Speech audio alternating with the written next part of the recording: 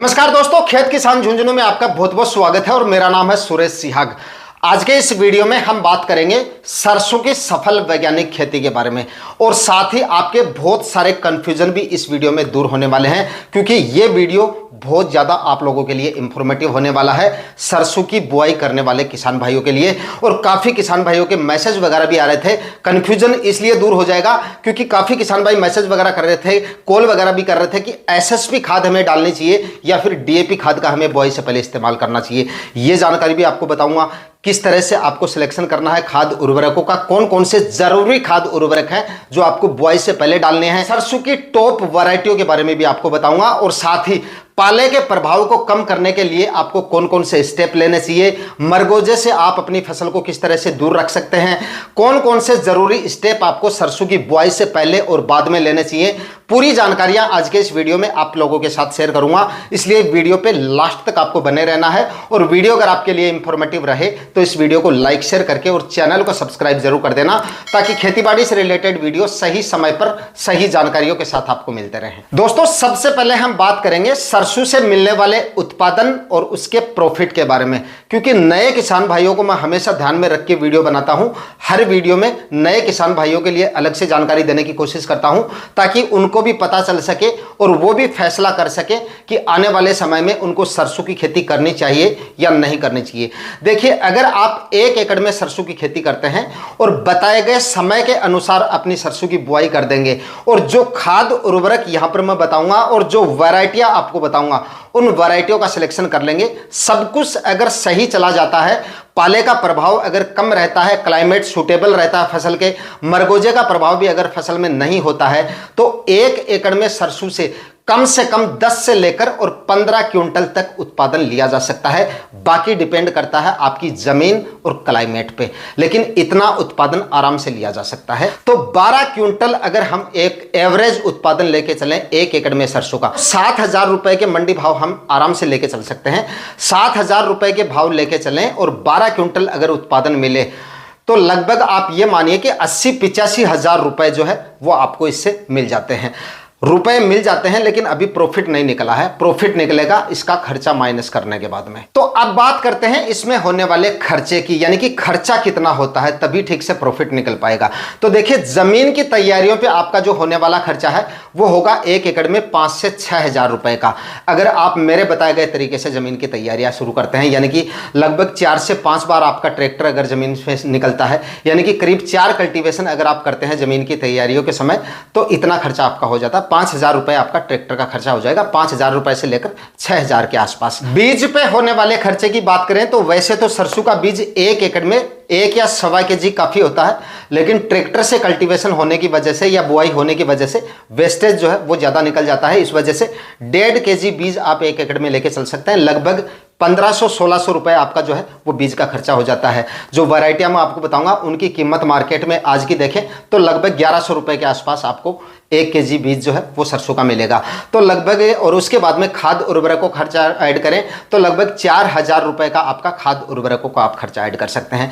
आप ये मानिए कि 1 एकड़ में लगभग 15,000 रुपए के आसपास आपका जो है वो बुआई के समय खर्चा हो जाता है। 5,000 रुपए का आप लेबर कॉस्ट ऐड कर सकते हैं, निराई गुड़ाई और हार्वेस्टिंग का। टोटल जो खर्चा है आपका वो 20,000 रुपए के आसपास 1 एकड़ में आपका टोटल जो खर्चा है वो हो जाता है। टोटल मुनाफे की बात करें तो 60 से 65 हजार रुपए के आसपास आप 1 एकड़ में सरसों की खेती करके कमा सकते हैं। तो ये तो हो गई टोटल मुनाफे की बात, यानी कि अगर आप 1 एकड़ में सरसों की बुआई करते हैं, अच्छा उत्पादन अगर आपको मिल जाता है, सब कुछ ठीक चला जाता है, तो लगभग 60-65 मैक्सिमम 70 हजार रुपए तक सरसों की खेती से आप कमा सकते हैं। देखिए, सबसे पहले हम बात करेंगे सरसों की बुआई के सही समय के बारे में, और समय जो है वो सबसे ज्यादा डिपेंड करता है आपके सरसों के उत्पादन पर, पाले के प्रभाव को होने पर, और आपका जो मरगोजे का प्रभाव होता है वो भी आपकी बुआई पे ही डिपेंड करता है। अगर आप गलत समय पे सरसों की बुआई करते हैं तो आपकी सरसों की फसल में मरगोजे का प्रभाव भी आपको ज्यादा देखने को मिलता है, और पाले का प्रकोप भी आपकी फसल में ज्यादा आपको देखने को मिल सकता है, और इसके चलते उत्पादन भी आपका काफी ज्यादा प्रभावित हो सकता है। मैं अपने एरिया की बात कर रहा हूं, बाकी आप अपने टेम्परेचर और क्लाइमेट को ध्यान में रखते हुए सरसों की बुआई का जो समय है वो सिलेक्ट करें। देखिए, सितंबर का आखिरी सप्ताह और उसके बाद में अक्टूबर के पहले सप्ताह से लेकर और मैक्सिमम 20 अक्टूबर तक आपकी सरसों की बुआई हो जानी चाहिए। इस समय के दौरान अगर आपकी सरसों की बुआई हो जाती है तो आप ये मानिए कि पाले का प्रकोप भी आपकी फसल में कम से कम आपको देखने को मिलेगा, और उसके बाद में मरगोजे का प्रभाव जो है वो भी आपको कम देखने को मिलेगा, क्योंकि मरगोजा बाद में जाकर ज्यादा होता है, ज्यादा एरिया में। बाद में जब वापस टेम्परेचर बढ़ने लगते हैं, जनवरी में जाके जब टेम्परेचर बढ़ने शुरू होते हैं, धूप वगैरह जो दिन में है अच्छी खासी निकलनी शुरू होती है, उस समय सिंचाई की आवश्यकताएं जो है वो भी ज़्यादा बढ़ जाती है अन्य फसलों में। और साथ ही सिंचाई समय पे नहीं होने की वजह से, ज़मीन टाइट होने की वजह से और धूप ज़्यादा निकलने की वजह से उस समय मरगोजे का प्रभाव जो है वो काफ़ी ज़्यादा देखा जाता है। तो वो प्रभाव भी काफ़ी कम हो जाता है अगर आप अगेती सरसों की बुआई जो है वो कर देते हैं। यानी कहने का मतलब है, सरसों की अगेती खेती अगर आप करते हैं तो इससे काफ़ी ज़्यादा उत्पादन लिया जा सकता है और काफ़ी अच्छा उत्पादन लिया जा सकता है। अगर आप सरसों की बुआई करना चाहते हैं तो मैं आपसे ये कहूँगा कि आप तैयारियां अभी से शुरू कर दें। बुआई से लगभग 10 से 15 दिन पहले एक कल्टीवेशन करें, गहरी जुताई करें और उसको ज़मीन को छोड़ दें, और उसके बाद में जैसे ही समय आए 4-5 दिन में ज़मीन की तैयारियां पूरी करें और उसके बाद में सरसों की आप बुआई करते हैं। देखिए, अब बात करते हैं सरसों की बुआई से पहले डाले जाने वाले सबसे जरूरी खाद, उर्वरक और जमीन की तैयारियों की। और ये दोनों ही पार्ट इस वीडियो के सबसे ज्यादा इंफॉर्मेटिव पार्ट है, इसलिए इनको मिस मत करना। ये जान लेना, अगर ये खाद उर्वरक डालेंगे तो सरसों की फसल से ज्यादा आपको उत्पादन मिलेगा और पाले का प्रभाव भी आपको कम से कम देखने को मिलेगा।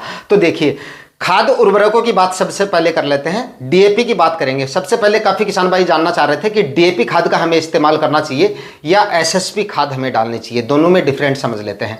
डीएपी खाद डाई अमोनियम फास्फेट, जिसमें आपको नाइट्रोजन की मात्रा मिलती है 18% और फास्फोरस की जो मात्रा है वो मिलती है 46 यानी कि 46%। ये तो हो गई डीएपी की बात। अगर 1 एकड़ में आप डीएपी खाद डालते हैं तो 1 बैग आपको डालना पड़ेगा, जिसमें 46% आपको फास्फोरस मिलेगा और 18% इसमें नाइट्रोजन मिलती है। साथ में आपको सल्फर ऐड अलग से करना पड़ेगा। सल्फर ऐड करेंगे तो लगभग 3 से 3.5 केजी पर एकड़ के हिसाब से आपको सल्फर ऐड करना पड़ेगा, जिसकी कीमत मार्केट में लगभग आप ये मानिए कि 2000 रुपए के आसपास 15 केजी की जो बाल्टी आती है उसकी कीमत होती है। जो 90% में जो सल्फर आता है वो आपको ऐड करना है। 90% में वही सल्फर ऐड करना है, सबसे अच्छे और सबसे शानदार रिजल्ट मिलेंगे। और सल्फर ऐड करना काफ़ी ज़्यादा ज़रूरी है सरसों की फसल में। सल्फर ऐड करेंगे तो जड़ों का विकास भी काफ़ी अच्छा होगा, क्लोरोफिल की मात्रा भी काफ़ी अच्छी बनेगी, दाने और फलियां भी काफ़ी अच्छी बनेंगी, सरसों में तेल की मात्रा भी बढ़ेगी, दाने और फलियों की क्वालिटी भी काफ़ी अच्छी मिलेगी। और उसके बाद में स्ट्रेस जो आता है फसल में, अचानक से मौसम की वजह से होने वाले बदलाव की वजह से जो फसल में स्ट्रेस आ जाता है उसको भी आपकी सल्फर कम करती है और पाले के प्रकोप को भी काफ़ी हद तक कम कर देती है। इसलिए सल्फर ऐड करना काफ़ी ज़्यादा ज़रूरी है। सिर्फ आप डीएपी खाद डाल रहे हैं तो सल्फर 3 से 3.5 केजी पर एकड़ के हिसाब से आपको डालना है और ये बुआई के समय आपको डाल देना है 90% वाला। अब बात कर लेते हैं एसएसपी खाद की कि आपको एसएसपी खाद डालनी चाहिए या डीएपी खाद। डीएपी का पूरा फॉर्मूला मैंने आपको बता दिया। डीएपी डाल रहे हैं तो साथ में आपको सल्फर ऐड करनी पड़ेगी। अब बात करें अगर एसएसपी खाद की, तो एसएसपी में 16% आपको फास्फोरस मिलता है, यानी कि अगर आप 2 बैग भी डालते हैं तब भी 32% ही फास्फोरस हुई, यानी कि 3 बैग डालेंगे तब जाकर आपकी डीएपी के बराबर फास्फोरस आपको मिलेगा। मैं सिर्फ कंपैरिजन कर रहा हूं, बाकी फैसला आपको करना है कि आप कौन सी डाल सकते हैं। मैं अपना भी आपको बता दूंगा कि मैं क्या डालने वाला हूं। एसएसपी ले रहे हैं तो 16% इसमें आपको फास्फोरस मिलेगी, 12% इसमें आपको सल्फर मिलेगी, 21% इसमें आपको कैल्शियम मिलता है, 0.5% मैग्नीशियम, बोरोन और जिंक की मात्रा इसमें आपको मिल जाती है। ये सब माइक्रोन्यूट्रिएंट्स जो हैं वो भी आपको इसमें मिल जाते हैं। इसके साथ में आप 1 बैग जो है यूरिया खाद का ऐड करेंगे तो खर्चा तो आपका कहीं ना कहीं वहीं पे जाकर रुक जाता है, बाकी 1-2 एक्स्ट्रा कंटेंट आपको जरूर मिल जाते हैं। उसके बजाय अगर आप डीएपी खाद डालते हैं तो डीएपी खाद में आपको अलग से यूरिया खाद का इस्तेमाल नहीं करना पड़ेगा। जो किसान भाई डालना चाहें वो 15 केजी मैक्सिमम 1 एकड़ में डाल सकते हैं, अदरवाइज कोई जरूरत नहीं है, क्योंकि 18% नाइट्रोजन जो है वो डीएपी खाद में आपको मिल जाती है। दोस्तों, डीएपी में 46% फास्फोरस की मात्रा होती है, जो एक प्राथमिक उर्वरक है जिसकी आपकी हर एक फसलों में काफी ज्यादा आवश्यकता होती है और सरसों की फसल में यह काफी ज्यादा जरूरी है अच्छी मात्रा में देना। इससे क्या होता है, व्हाइट रूट्स बनती हैं, जड़ों का विकास अच्छे से होता है, क्योंकि जड़ों का विकास ही अच्छा नहीं होगा तो प्लांट की ग्रोथ कहां से होगी। ब्रांचेज ज्यादा से ज्यादा आपको देखने को मिलती हैं डीएपी यानी कि फास्फोरस की वजह से। ब्रांचेज आपको ज्यादा से ज्यादा देखने को मिलेगी, फल और फूलों की संख्या भी बढ़ाता है, फूलों को झड़ने से भी बचाता है, फलियों की संख्या में इजाफा होता है, दाने का विकास भी होता है। मतलब काफ़ी सारे खाद्य उर्वरकों में से फास्फोरस जो है वो काफ़ी ज़्यादा अच्छे से काम करता है आपकी सरसों की फसल में। इसलिए फास्फोरस अच्छी मात्रा में देना काफ़ी ज़्यादा ज़रूरी है। बाकी आप पे डिपेंड करता है आप कितनी मात्रा में दे रहे हैं। बाकी दोनों में फ़र्क जो है वो मैंने आपको बता दिया है, कौन सा डालना है कौन सा नहीं डालना है वो आप फैसला कर सकते हैं। खर्चा जो है वो आपका कहीं ना कहीं सेम हो जाता है। अगर आप एक बैग एसएसपी का डालते हैं और एक बैग यूरिया खाद का डालते हैं तब तो आपका खर्चा थोड़ा कम होता है, लेकिन 2 बैग आपको डालना पड़ेगा, क्योंकि एक बैग डालेंगे तो सल्फर की जो मात्रा है वो तो ठीक ठाक मिल जाती है। सल्फर भी मतलब सिर्फ 12% आपको मिलता है। जो मैं सल्फर आपको बता रहा हूँ डीएपी के साथ में डालेंगे वो 90% वाला आप डालेंगे।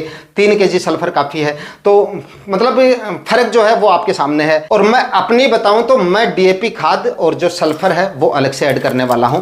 बाकी इन्हीं के साथ में म्यूरेट ऑफ पोटाश जो है वो आपको जरूर ऐड करना है, चाहे आप सल्फर डाल रहे हैं या डीएपी डाल रहे हैं। लगभग 20 kg पर एकड़ के हिसाब से आपको म्यूरेट ऑफ पोटाश जरूर दे देना है ताकि सरसों की फसल में मैक्सिमम उत्पादन आपको मिल सके। बाकी दोस्तों आप जो भी खाद उर्वरक डाल रहे हैं वो आप पे डिपेंड करता है, चाहे आप एसएसपी डालें चाहे आप डीएपी खाद डालें, लेकिन सिर्फ डीएपी खाद अगर आप डाल रहे हैं तो सल्फर को ऐड करना बिल्कुल नहीं भूलना है।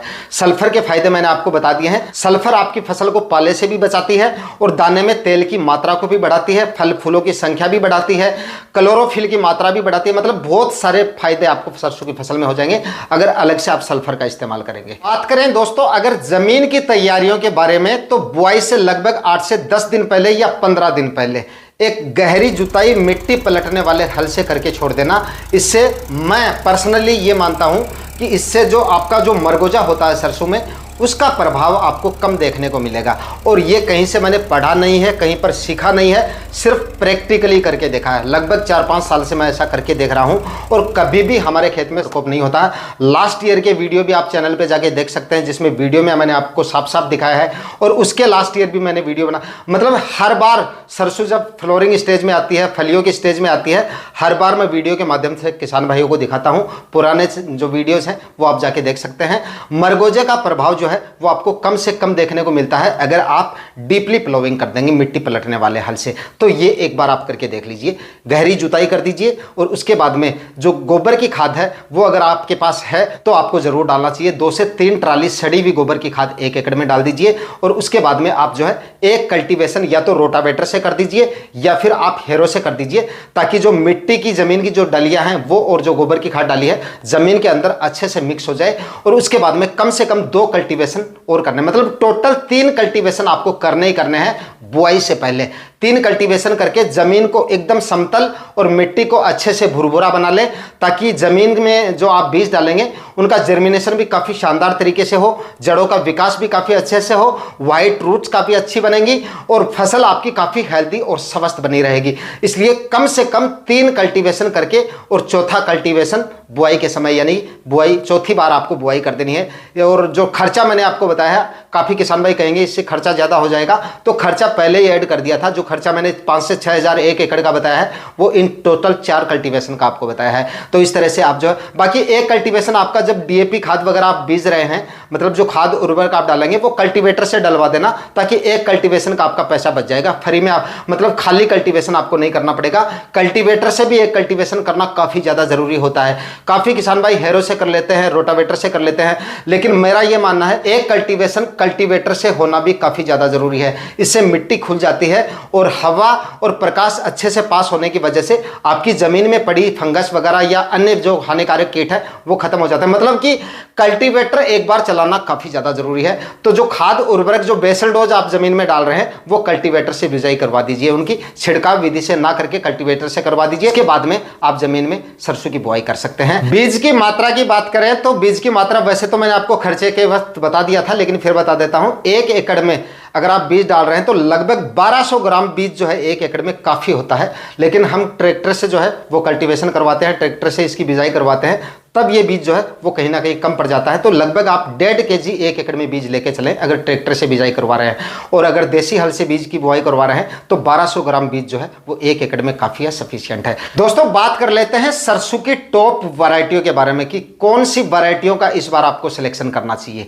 तो देखिए, लास्ट ईयर तो मैंने कोई और वैरायटी बताई थी 1 नंबर पे, तो इस बार जो मैं आपको वैरायटी बता रहा हूं नंबर 1 पर जो वैरायटी है वो है एडवांटा की 414 नंबर वैरायटी।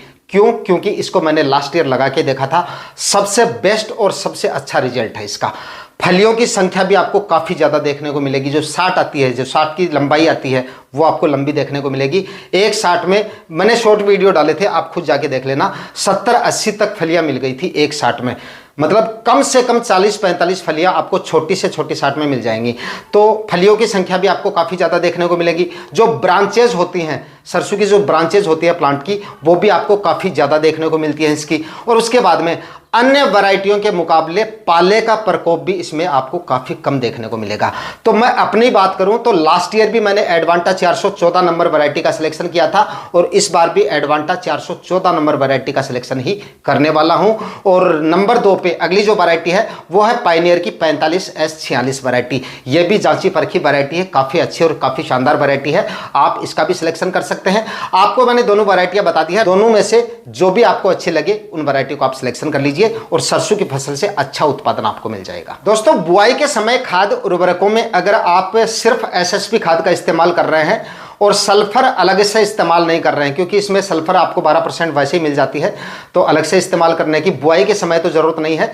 लेकिन मेरा यह मानना है अगर आपकी सरसों की फसल जब फ्लोरिंग स्टेज में आती है तब लिक्विड में जो सल्फर आती है उसका आप एक स्प्रे जरूर निकाल दीजिए, ताकि फसल में आपको काफी अच्छे रिजल्ट देखने को मिलेंगे और पाले का प्रकोप भी काफी कम देखने को मिलेगा, दाने का वजन भी बढ़ेगा और दाने में तेल की मात्रा भी बढ़ेगी, यानी कि काफी अच्छे रिजल्ट आपको देखने को मिल जाएगा। मोटा मोटी बात यही है।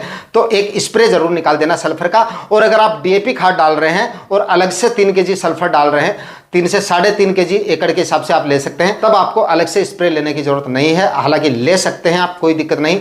फलियों के समय भी आप अगर सल्फर का इस्तेमाल करते हैं, स्प्रे निकाल देते हैं तो कोई दिक्कत नहीं, अच्छी बात है। सरसों की बुआई के बाद में जब आपकी सरसों की फसल फलियों की स्टेज में आती है या फूलों की स्टेज में आती है, उस समय क्या होता है, कोरा वगैरह काफी ज्यादा छाया रहता है, 4-4, 5-5 दिन तक लगातार धूप वगैरह नहीं निकलती है।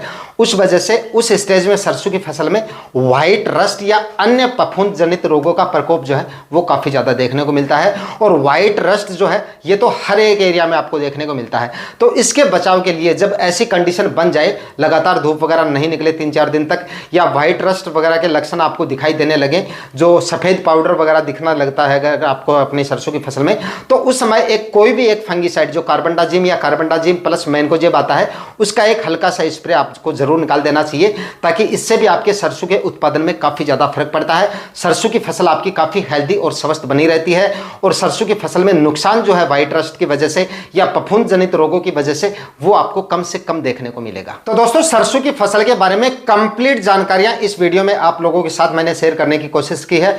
फिर भी अगर कोई टॉपिक छूट गया है या आपके मन में कोई सवाल है तो कमेंट सेक्शन में आप पूछ सकते हैं, जवाब देने की मैं पूरी कोशिश करूंगा। आज के वीडियो में इतना ही, मिलते हैं किसी और वीडियो में नए टॉपिक के साथ। तब तक के लिए जय हिंद, वंदे मातरम।